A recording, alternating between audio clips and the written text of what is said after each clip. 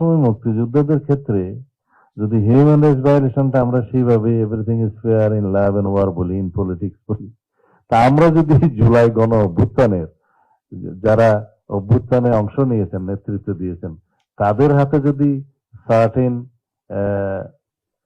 কিছু কিছু যারা আমাদের উপরে মানে স্টেট অর্গান, স্টেট অপারেটর যারা আমাদের উপরে হিউম্যান রাইটস ভায়োলেশন করেছে, ম্যাসাকার করেছে, মাস কিলিং করেছে, যাদের গুলিতে 1400-র বেশি আমাদের মানুষ শহীদ হয়েছে, আমাদের ছাত্র জনতা, তাদের বিরুদ্ধে আজকাল কিছু কিছু আওয়াজ হচ্ছে যে তাদের যে মামলা করার কি অধিকার নাই, কেন আপনারা ইন্ডেমনিটি দিলেন, কেন জুলাই জাতীয় সনদে একটা দফার মধ্যে তাদেরকে ইন্ডেমনিটি দেয়া হলো, তো এটা কি আপনি হিউম্যান রাইটস ভায়োলেশন ধরবেন?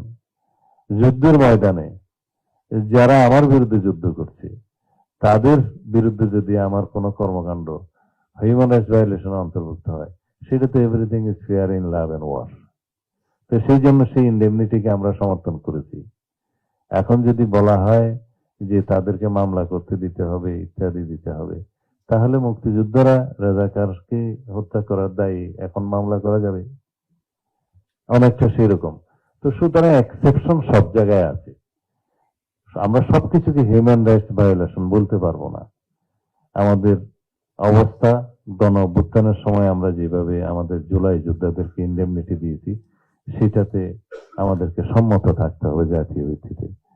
এগুলো আমি এখানে খোলাসা করে বলছি, কারণ এখানে আমরা ন্যাশনালি ঐক্যমত্য পোষণ করেছি। এটা জুলাই জাতীয় সনদের অঙ্গীকার নামায় আমরা সেটা স্বাক্ষর করেছি।